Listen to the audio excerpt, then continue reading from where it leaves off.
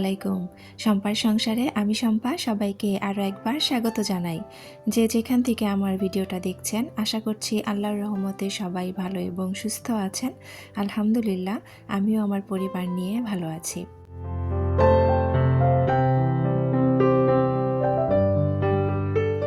ছাদে কাপড় মেলা দেখে বুঝতে পেরেছেন যে আজকে কিন্তু খুব সুন্দর ঝকঝকে রোদ উঠেছে, একদম সকাল থেকে রোদ উঠেছে আর কি। তো যার কারণে আজকে ভাবলাম যে একদম যে শীতের যে অলসতাটা কাজ করছিল, আজকে ভেবেছি সেই অলসতাটা কাটিয়ে একদম এক সকালেই আমার ঘরকন্নার সবগুলো কাজ আমি গুছিয়ে ফেলবো, সব কাজ সেরে নেব। তো সেটাই আপনাদের সাথে আজকে শেয়ার করব ইনশাল্লাহ। তো আশা রাখছি পুরো ভিডিওটা আপনাদের কাছে ভালো লাগবে আর আপনারা আমার পুরো ভিডিওর সাথেই থাকবেন।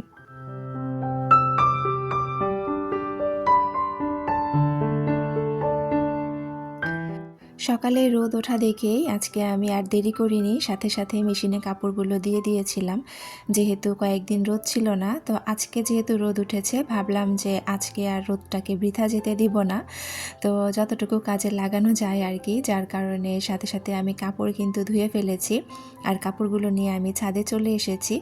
আর আজকে না মোটামুটি অনেক সকালে ঘুম থেকে উঠেছি, তখন মোটামুটি 7টা বাজে, 7টার আগে উঠেছি আর কি। তো আমার মেয়ের হচ্ছে টিচার এসেছিল সকালবেলা 7টার সময়, তো যার কারণে একটু তাড়াতাড়ি করে উঠেছি। যেহেতু গতদিন একটু অসুস্থ থাকার কারণে টিচারকে কোনো চা নাস্তা কিছুই দিতে পারিনি, তো জিনিসটা আমার কাছে একটু খারাপ লেগেছে।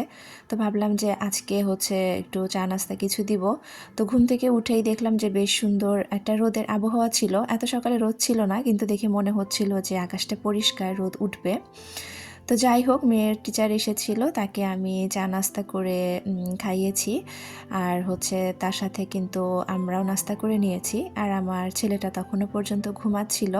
আর মেয়েরা যেহেতু খাওয়া দাওয়া করে ওরা ওদের সময় অনুযায়ী স্কুলে চলেও গিয়েছে।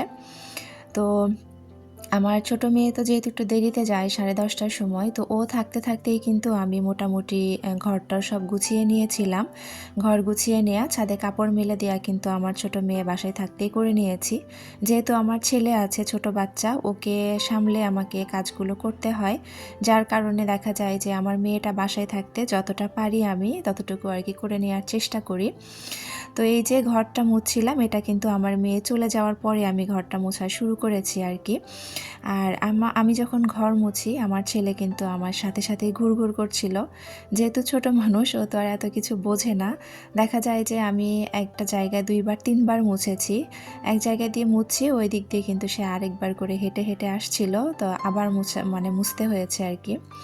তো যাই হোক, তারপরে এই যে আরও কিছু কাজ টাজ গুছিয়ে নিয়ে আমার ছেলেকে কিন্তু আমি আগে গোসলটা করে দিয়েছি।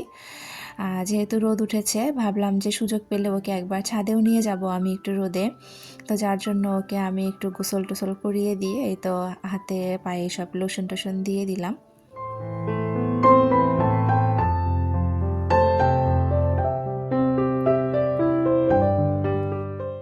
আসলে আমরা যারা বাচ্চার মায়েরা আছি তাদের কিন্তু প্রচণ্ড রকমের সুযোগ সন্ধানী হতে হয়। দেখা যায় যে সুযোগ বুঝে বুঝে আমাদেরকে সব কাজ করতে হয়, না হলে আসলে কাজ অনেকটা পিছিয়ে যায়। আর যেহেতু কয়েকদিন ধরে আমার মানে এত বেশি ঠান্ডা লাগছিল, ঠান্ডার জন্য আমি তেমন কোনো কাজ করতে পারছিলাম না, কোনো রকম কাজ করেছি। আবার তারপরে একটু অসুস্থ হয়ে পড়লাম, সব কিছু মিলিয়ে আমার বেশ কিছু কাজ অগোছালো পড়েছিল। তো এগুলো দেখতেও একেবারেই ভালো লাগছিল না। তো যার কারণে ভেবেছি যে আজকে আর একদমই অলসতা করব না, বা আমি একদমই বসবো না। বসলেই দেখা যায় যে অনেকটা সময় নষ্ট হয়ে যায়। যার কারণে ভেবেছি যে একদমই বসবো না, একদম সব কাজ বাজ সেরে তারপরে আমি একবারে একটু রিল্যাক্স করব আর কি। তো যাই হোক, এই যে এদিকে আমার ছেলেকে কিন্তু আমি স্নো পাউডার, কসমেটিক্স যা যা দেওয়ার সব কিছু দিয়ে দিয়েছি। তারপরে তাকে আমি হচ্ছে কিন্তু একটু কিছু হালকা পাতলা খাইয়েও দিব। তো সেটা অবশ্য আর ভিডিও করিনি, ওটা অফ ক্যামেরায় আমি হচ্ছে খাইয়ে দিব ওকে।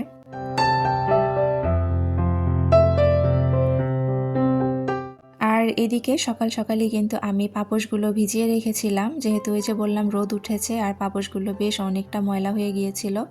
তো যার জন্য পাপোশ সকালে উঠে আমি ভিজিয়ে রেখেছিলাম। তো পাপোশগুলো ধুয়ে নিব পরে। আগেই যে আমাদের যে গামছা মানে ব্যবহারের যে গামছাগুলো আছে, আমার হাজব্যান্ডের গামছাটা আমি একটু গরম পানি দিয়ে ভিজিয়ে রেখেছি।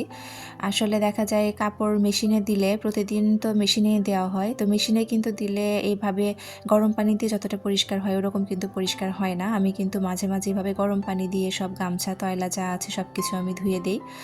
তো আমার হাজব্যান্ডের গামছাটা বেশ একটু কেমন যেন চিটচিটে হয়ে গিয়েছিল মেশিনে দিতে দিতে। তো যার জন্য ভাবলাম যে আজকে একটু একদম গরম পানি দিয়ে ভিজিয়ে তারপরে হাতেই ধুয়ে দিব। তো এটা হাতে ধুয়ে দিয়ে তারপরে কিন্তু আমি অফ ক্যামেরায় সব পাপোশগুলো ধুয়ে দিয়েছি। তো এই যে সবগুলো পাপোশ ধুয়ে আমি ছাদে এসে মেলেও দিয়েছি, যেহেতু ছাদে না আসলে ট্রাইপডটা নিয়ে আসতে কেমন যেন একটু অস্বস্তি বোধ হয়। আর যেহেতু আমার মেয়েরা স্কুলে, তো এগুলো যখন আমি মেলে দিই সেটা ভিডিও করার মতো আসলে কেউ ছিল না, যার কারণে ভিডিও করার মেলে দেওয়ার পরে আপনাদের সাথে একটু ভিডিওতে দেখিয়ে দিলাম। আর এই যে আমার বাবাটাকে সাথে করে নিয়ে এসেছিলাম। আমি যখন পাপোশটা মেলে দিই ততক্ষণ ওকে একটু রোদে দাঁড় করিয়ে রেখেছিলাম আর কি। তো এখন এই যে আমরা বাসায় চলে যাচ্ছি। বাসায় ঢুকে তারপরে কিন্তু আমি আগে গোসল করে নিয়েছি। আমার ছেলেটাকে একটু কিছুক্ষণের জন্য আমি ফোনটা দিয়ে বসিয়ে রেখেছিলাম। তো আসলে দেখা যায় মেয়েরা আস্তে আস্তে আজকে আমার বড় মেয়েরও আসতে অনেকটা দেরি হবে, 3:30 বেজে যাবে। যার কারণে কিন্তু দেখা যাবে আমার গোসলটা অনেকটা লেট হয়ে যাবে। এজন্য ওকে আমি বিছানার মধ্যে বসিয়ে ফোনটা দিয়ে রেখেছিলাম। আর আমার যে ঘরের সাথে যে অ্যাটাচড বাথরুমটা আছে ওটাতে বাথরুমে আমি গোসল করেছি। আর ওর সাথে কথা বলছিলাম আমি বাথরুম থেকে, আর আমি যতটা তাড়াতাড়ি সম্ভব করা যায় আমি গোসল করেছি আর কি, কারণ এটা না করলে উপায় নেই।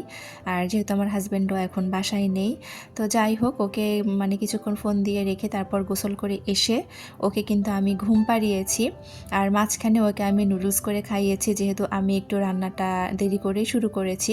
কারণ যেহেতু মেয়েরা আসতে দেরি হবে, দেখা যাবে যে এসে একটু গরম গরম খাবে, সেই চিন্তা করেই কিন্তু আমি রান্নাটা দেরি করেই বসিয়েছি। আর ছেলের যেহেতু ক্ষুধা লেগে যাবে, আর ও ঘুমালে না দুপুরে যখন ঘুমায় বেশ অনেক লম্বা সময় ধরে ঘুমায়, যার কারণে কিন্তু ওকে আমি একটু নুডলস খাইয়ে দিয়ে তারপরে ঘুম পাড়িয়ে দিয়ে আমি এদিকে একটু নিরিবিলি রান্না করতে এসেছি। তো আমি আমার ছোট মেয়ে যখন স্কুলে চলে যায় ওই সময় ও বাসায় থাকতেই আমি একটু বাইরে বের হয়েছিলাম, মানে তখন 9টা বাজে। তো ওই সময় যে আমার কিছু জিনিস শেষ হয়ে গিয়েছিল, এই যে সয়াবিন তেল শেষ হয়ে গিয়েছিল, তারপরে চা খাওয়ার মতো কোনো বিস্কিট ছিল না, তো এগুলো একটু নিয়ে এসেছি। আর আমার একেবারেই সবজি ছিল না ফ্রিজে, যার কারণে আমি সবজিগুলো এনে ওইভাবেই রেখেছিলাম, আপনাদের সাথে আর শেয়ার করিনি। মানে একবারে মানে রান্না যখন করতে এসেছি ওই সময় সবগুলো বের করে শেয়ার করছিলাম। তো আমি এখানে একটু টমেটো নিয়েছিলাম, আর ধনিয়া পাতা, ফুলকপি আর কাঁচামরিচ নিয়েছিলাম। তো ধনিয়া পাতা তারপরে ফুলকপি এই সবজিগুলো কিন্তু আসলে গতকালকের। কারণটা যে আমি যখন সকাল 9টার দিকে আমি গিয়েছিলাম, তো ওই আমাদের বাসার সামনে এখানে কয়েকটা দোকান আছে, এখান থেকেই কিন্তু সবজিগুলো নিয়ে আসা যায়। তো দেখা যায় কি শীতের দিন তো তারা সবজি আনতে আনতে মোটামুটি 10টার পরে তাদের ফ্রেশ সবজিটা আসে, কিন্তু 10টার পরে আমার ছেলেকে নিয়ে নিচে নামা বা ওকে সাথে করে আবার বাজার নিয়ে উপরে ওঠা আমার জন্য অনেকটা কষ্টকর হয়ে যাবে। যার জন্য আমার মেয়ে বাসায় থাকা অবস্থাতে আমি একটু দৌড়ে বাইরে বের হয়েছিলাম, আর এটা গতকালকে যে সবজি ছিল সেগুলোই আমাকে কিনে নিয়ে আসতে হয়েছে।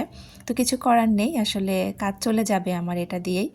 তো এই যে অফ ক্যামেরায় আমি কিছু আলু সিদ্ধ করে নিয়েছিলাম, আর ওইদিকে ফুলকপিটা কেটে নিয়েছি। আমি কিন্তু আজকে তেলাপিয়া মাছ দিয়ে আলু ভেঙে দিয়ে তারপরে ফুলকপি দিয়ে রান্না করব। এই তরকারিটা আমাদের অনেক বেশি পছন্দ, আর আমার হাতের এই তরকারিটা আমার মা অনেক বেশি পছন্দ করেন আর কি। আমরা যে আলু ঘাটি রান্না করি অনেকটা ওই রকমই, তবে তার সাথে আমি ফুলকপি দিয়ে তারপরে যে তেলাপিয়া মাছটা ভেজে দিয়ে রান্না করি আর কি। এটা অন্য যে কোনো বড় মাছ ভেজে এভাবে রান্না করা যায়, তবে তেলাপিয়া মাছ দিয়ে কেন জানি আমার কাছে একটু বেশি ভালো লাগে।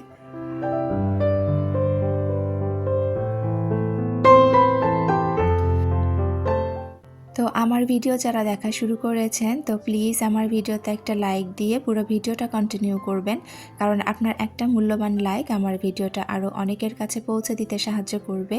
যারা নতুন আমার চ্যানেলটা ভিজিট করছেন, আমার ভিডিওর কোনো অংশ, আমার কথা বা কাজের কোনো অংশ যদি আপনাদের কাছে একটুও ভালো লেগে থাকে আর আপনারা যদি এরকম লাইফস্টাইল ব্লগ দেখতে পছন্দ করে থাকেন, তাহলে আপনারা আমার চ্যানেলটি সাবস্ক্রাইব করে পাশে থাকা বেল অপশনটি প্রেস করে রাখতে পারেন, যাতে করে আমি ভিডিও ছাড়ার সাথে সাথে নোটিফিকেশন আপনার কাছে চলে যায় আর আপনি আপনার মূল্যবান সময় বের করে আমার ভিডিওটা দেখে নিতে পারেন।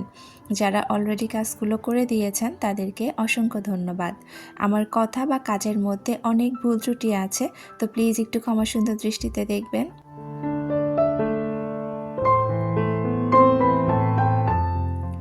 আপনাদের সাথে কথা বলতে বলতে এদিকে কিন্তু তরকারিটা আমি মোটামুটি কষিয়ে ফেলেছি, মানে আলু মশলা কষিয়ে দেওয়ার পরে তারপরে আলু দিয়ে দিয়েছি। আর অফ ক্যামেরায় কিন্তু আমি আলু বেশ কয়েকবার কষিয়ে নিয়েছি, কারণ আলুর তরকারি তো এমনিতে একটু বেশি কষাতে হয়।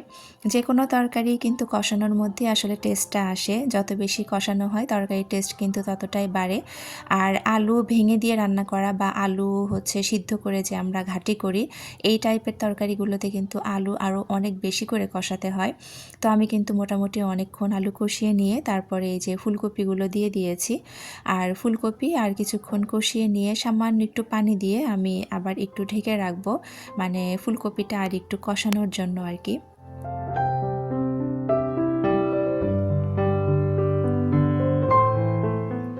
আমার ভিডিও যেসব আপু বা ভাইয়ারা প্রতিদিন দেখছেন আর আমাকে সুন্দর সুন্দর কমেন্ট করে এত সুন্দর করে উৎসাহ দিচ্ছেন, তাতে করে না আমার মানে এত বেশি ভালো লাগে যে আমি পরবর্তী আরেকটা ভিডিও তৈরি করার খুব উৎসাহ পেয়ে যাই।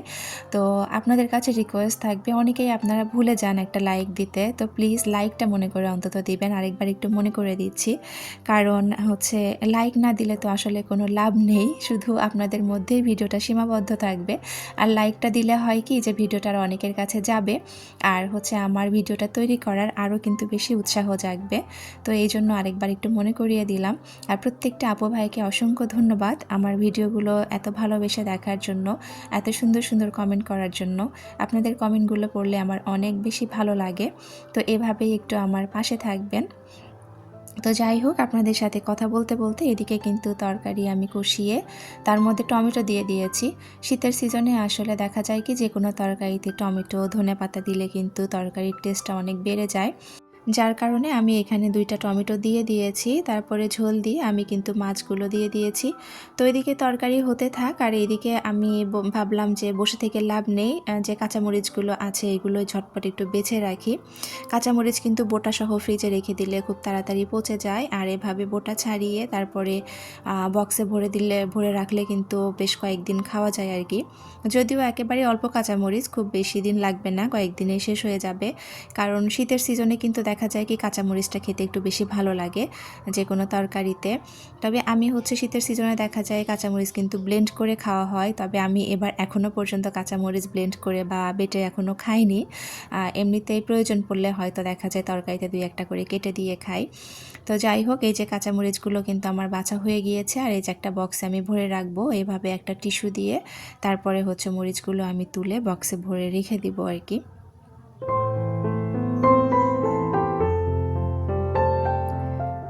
তো যখন ভয়েস দিচ্ছি আশেপাশ থেকে প্রচুর নয়েজ আসতে পারে, কোথাও হয়তো ওয়াজ মাহফিল চলছে, তো আপনাদের কানে গেলে একটু ইগনোর করবেন। তো এদিকে তরকারি হয়ে গিয়েছে আর আমি ধনিয়া পাতা দিয়ে দিচ্ছি। কথা বলতে বলতে ভিডিও শেষ পর্যায়ে চলে এসেছি। আপনাদের প্রত্যেকে সুস্থতা কামনা করে আর আমার পরবর্তী ভিডিও দেখার আমন্ত্রণ জানিয়ে এখানেই বিদায় নিচ্ছি। আল্লাহ হাফেজ, আসসালামু আলাইকুম।